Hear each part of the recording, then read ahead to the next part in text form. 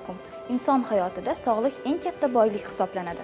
Oila baxti, farzand quvonchi haqida so'z ketganda, har bir inson ishonchli tibbiy yordam va malakali mutaxassislarga ehtiyoj sezadi. Bugun biz reproduktiv salomatlik sohasidagi yondashuvlar, bemorlarga yaratilgan sharoitlar va muvaffaqiyatli davolash natijalari haqida so'z yuritamiz. Efirda Puls ko'rsatuvi. Ko'rsatuvimizning bugungi sonli mehmoni reproduktolog-ginekolog Dinara Matyaqubova bo'ladilar.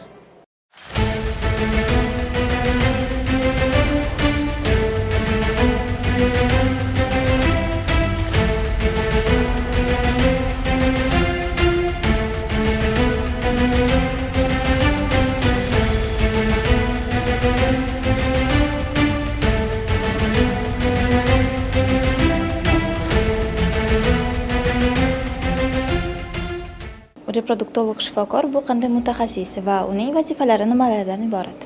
Reproduktolog mutaxassisligi bu ayollar va erkaklardagi bepushtlikni sabablarini aniqlash va davolash bilan shug'ullanadigan mutaxassis. Bunda bu mutaxassislikda ishlovchi har bir xodim ayollar va erkaklardagi bepushtlikni aniq sabablarini aniqlab, har bitta juftlikka individual yondashuv asosida farzandli bo'lishlariga ko'maklashadi. Ya'ni bizning asosiy vazifamiz oilalarimizni sog'lom farzandli bo'lishlariga ko'maklashishdan iborat. Bugungi kunda ayollar salomatligi bilan bog'liq qanday muammolar ko'proq uchramoqda? Ayollarimizda asosan ko'pchilik ayollarimiz bugungi kunda bizga gormonal buzilishlar, hayz sikli buzilishlari, shuningdek bepushtlikning har xil sabablari, ya'ni ayollardagi har xil sababli bepushtliklar, tuxumdonlar polikistozi sindromi, miomalar va endometrioz kasalliklari, yallig'lanish kasalliklari bilan ko'p murojaat qilib kelishmoqda. Ko'pchilik bepushtlik faqat ayollarga bog'liq deb bilishadi. Bu fikr qanchalik to'g'ri? Bepushtlik faqatgina ayollarga bog'liq emas. Bizni ko'rigimizga kelayotgan har bir juftligimiz birgalikda kerakli tekshiruvlarimizda o'tgan holatda ko'rikdan o'tishlari zarur. Sababi erkaklarimizga ham, yarmi erkaklarimizga bog'liq deb hisoblanadi. Sababi farzandli bo'lish asosan ayol va erkakdan homiladorlik yuzaga keladi. Ya'ni erkaklarimiz ham kerakli zaruriy tekshiruvlar, masalan spermogramma tahlillarini bizga topshirib berishlari zarur. Ko'pchilik oilalar shu holatda faqat kelinni davolatish bilan shug'ullanadi, lekin bu 100% noto'g'ri. Ko'pchilik holatlarda o'g'il farzandni analizlar uchun ham yuborishmaydi. Albatta kelib bizdan analizlarni topshirib berishlari so'raladi. Shunday holatlarda erkaklarda jiddiy muammolar ham chiqib qolishi mumkin.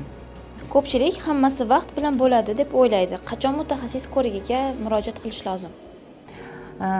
Bu holatda vaqt juda ham muhim hisoblanadi. Ya'ni ko'pchilik vaqti bilan bo'ladi deb vaqtni o'tkazib yuboradi. Bunda ayollarimizni yoshi albatta kutib turmaydigan holatda bo'ladi.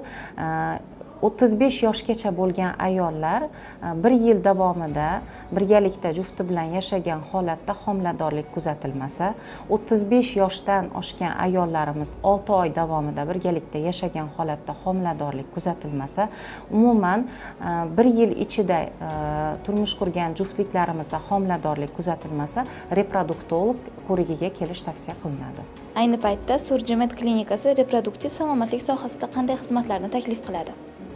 Reproduktiv salomatlik sohasida bizning klinikamizda juda ham katta ishlar davom qildirilmoqda. Ya'ni bizda eng zaruriy oxirgi zamonaviy texnologiyalar mujassamlangan.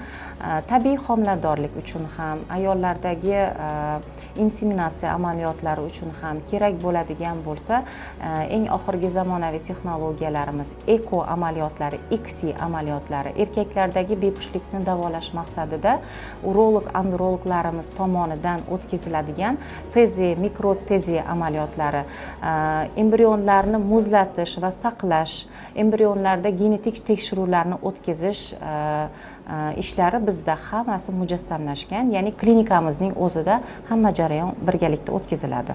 ko'pchilik mana ekoga murojaat qilayotgan juftliklarimiz, oilalarimiz eko bilan homilador bo'lganlarni yashirishadi. Sababi xalqning orasida ekoda o'z hujayralarini ishlatmaydi, urug' hujayralari ham o'ziniki ishlatilmaydi degan taxminlar yuradi har doim. Lekin bizda shuni aytib o'tishim kerakki, hattoki urug' hujayralari nol bo'lgan holatda ham mana yuqorida aytib o'tgan ishlarimiz tezi, mikrotezi amaliyotlari yordamida qanchadan qancha oilalarimiz farzandli bo'lib ketishmoqda.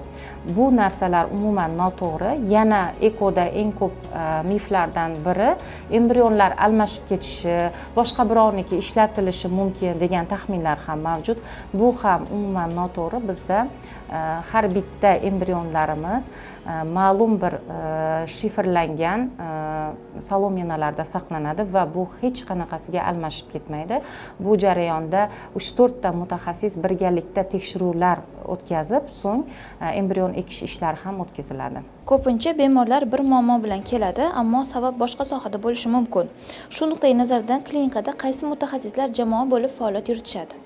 Klinikamizning eng afzal jihatlaridan birini aytib o'tdingiz, ya'ni bizning klinikamizda barcha tor doiradagi mutaxassislar mujassamlangan, ya'ni reproduktiv salomatlik yo'lida reproduktolog, endokrinolog, embriolog, kerak bo'lsa urolog, androlog mutaxassislarimiz va barcha tor doiradagi mutaxassislar mujassamlangan, ya'ni qandaydir bir muammo, qandaydir bir kasallik bilan murojaat qilib kelgan har bir patsientimizga individual javob topish imkoniyatimiz mavjud. Klinikada tekshiruv va tahlil jarayonlari qanday tashkil etiladi? Bemorlar qancha vaqt ichida natijalarni olishlari mumkin?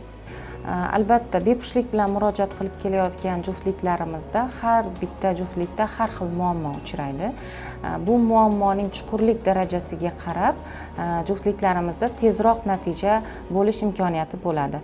Masalan, ayollarimizdagi miomalar, bachadon naylaridagi gidrosalpingislar jarayonning sal cho'zilishiga sabab bo'lishi mumkin bo'ladi. Tezi amaliyotlari bo'lgan holatlarda ham shu narsa, ya'ni tezroq natija eko amaliyotini o'zida aytadigan bo'lsak 1-2 oyni o'z ichiga olishi mumkin, ya'ni tahlillardan o'tish va agarda qaysidir tahlillarda o'zgarishlar yoki defitsitlar bo'ladigan bo'lsa, davolash natijasida so'ng eko amaliyotini o'ziga kirishimiz mumkin va homiladorlikkacha bo'lgan muddat tez ro'y beradigan bo'lsa, shu 1-2 oyni ichida homiladorlik yuzaga kelishi mumkin. Natijalarga ayollarimizning mutaxassislarga kech murojaat qilishi ham rol o'ynaydimi? Albatta, eng og'riqli savolni berdingiz. Sababi shunday ayollarimiz bor, hali vaqtim bor deb hisoblashadi. Ya'ni 40 yosh, 45 yosh orasida murojaat qilib kelayotgan ayollarimiz juda ham ko'p, lekin bularni ultratovush tekshiruvlaridan o'tkazganimizda, gormon tahlillaridan o'tkazganimizda mutlaqo homiladorlikka bo'lgan imkoniyat kamayib ketganligini ko'rishimiz mumkin. Masalan, eko amaliyoti orqali ham ma'lum bir natijaga erisha olmasligimiz mumkin. Shuning uchun ham vaqt masalasi bu joyda eng katta ahamiyatga ega hisoblanadi.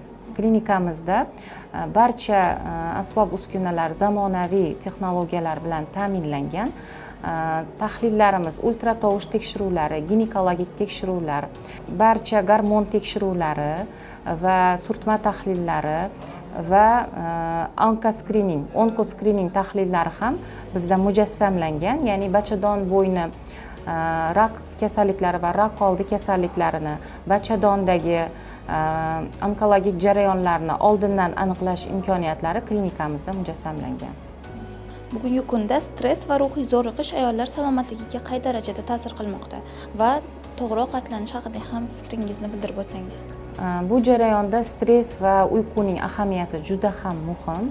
Ya'ni vaqtida uxlamaslik stress jarayonlari ham ayollarda, ham erkaklardagi bepushtlik jarayonlariga sabab bo'lmoqda.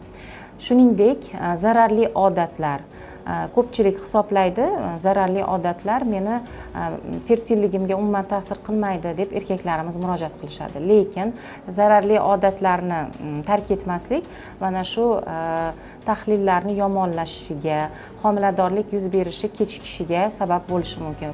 Klinikada bemorlarni qabul qilish va kuzatib borish tizimi qanday yo'lga qo'yilgan? Klinikamizda bemorlarni qabul qilish tizimi navbat asosida har bitta bemorimizga individual yondoshgan holatda har bitta mijozga, har bitta juftlikka alohida davolash tizimini ishlab chiqaramiz avvalambor va ko'riklarimizni tashkillashtiramiz. Ko'riklarimiz tartib asosida o'tkaziladi. Tahlillar ham shu holatda, tahlillardan so'ng davolash ishlarini boshlashimiz mumkin. Bizning klinikamiz statsionar klinika bo'lganligi uchun uzoqdan kelgan bemorlarimiz uchun alohida palatalar tashkillashtirilgan, ya'ni bu palatalarda bemorlarimiz yotib davolanishlari mumkin bo'ladi. Ya'ni statsionar holatda davo choralarini o'tkazishimiz mumkin. Faoliyatingiz davomida sizga eng katta quvonch bag'ishlagan holatlar haqida gapirib bersangiz. Bunday holatlarni men sizga yuzlab aytishim mumkin. Yuzlab bunday holatlar 40 yoshdan o'tgan homiladorlarimiz yoki egizak farzandlariga, birdaniga egizak farzandlarga ega bo'lgan juftliklarimiz mavjud. Har kuni kunora albatta bu farzandlarni bizga olib kelib ko'rsatishi bu eng katta baxt, eng katta bizni ishimizga bo'lgan mukofot deb hisoblayman. Qo'llarida sog'lom farzandni, sog'lom chaqaloqni olib kelgan onalarimizni yuzidagi quvonchni, ota-onalarning yuzidagi quvonchni ko'rish biz uchun eng katta baxt hisoblanadi. Ayollarimizga va farzandli bo'lishni orzu qilayotgan oilalarga qanday tilak va tavsiyalarni bergan bo'lardingiz? Asosiy vaqtni yo'qotmaslikni maslahat beraman va kerakli mutaxassisga murojaat qilishni maslahat beraman. Sababi ko'pchilik hali yillar davomida davolash rejimini o'zgartirmasdan homiladorlikni kutib yurgan juftliklarimiz juda ham ko'p. Vaqt eng oliy narsa hozir bu joyda, ya'ni natijaga erishish uchun o'z vaqtida reproduktolog mutaxassisga kelishni maslahat beraman va har qanday tavsiyalarga rioya qilgan holatda asosan birinchi navbatda homiladorlik bo'lmayotganligining sababini aniqlab, so'ng davolashga o'tishni maslahat beraman. Kimgadir masalan 5-6 yil, 10 yil bo'lsa ham oddiy inseminatsiya yoki stimulyatsiya natijasida homiladorlik zarur bo'lishi mumkin. Kelgan har bitta bemorga ham eko tavsiya bermaymiz. Avvalambor sababni aniqlagan holatda keyin davolash ishlariga o'tishimiz mumkin bo'ladi. Suhbatimiz orqali juda kerakli va foydali ma'lumotlarni oldik. Bu uchun sizga kattakon rahmat va ishlaringizga omad tilab qolamiz.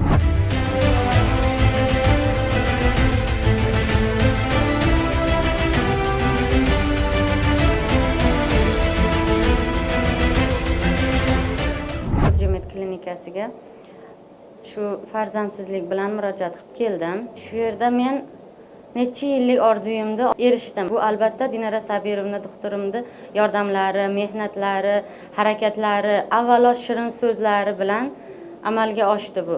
Men mana shu yerga nima umid bilan kelgan har bir menga o'xshagan ko'ngli yarim insonlarga hammasiga ko'ngli butun bo'lib, shu niyatiga Allohim ziyodasi bilan yetishligini so'rab qolaman. Doktorda ham umrlari uzoq bo'lsin, tan jonlari sog' bo'lsin. Doktorlar ham har doim umrlari davomida to shu faoliyatlari to nafaqaga chiqquncha shu vijdon bilan, shu mehrlari bilan ishlashini tilab qolaman men.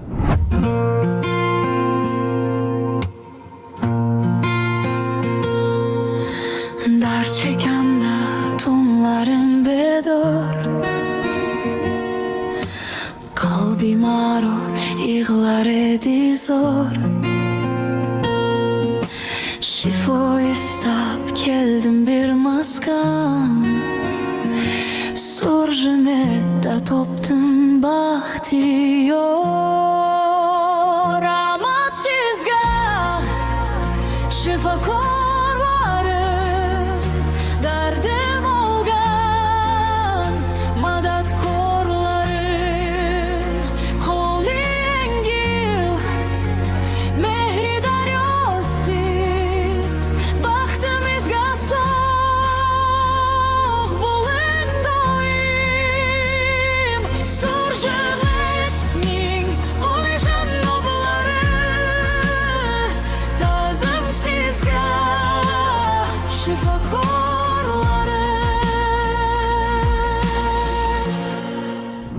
bir katta orzu sog'liqdan boshlanadi. Shuning uchun o'zingizga vaqt ajrating va salomatligingizga e'tiborli bo'ling.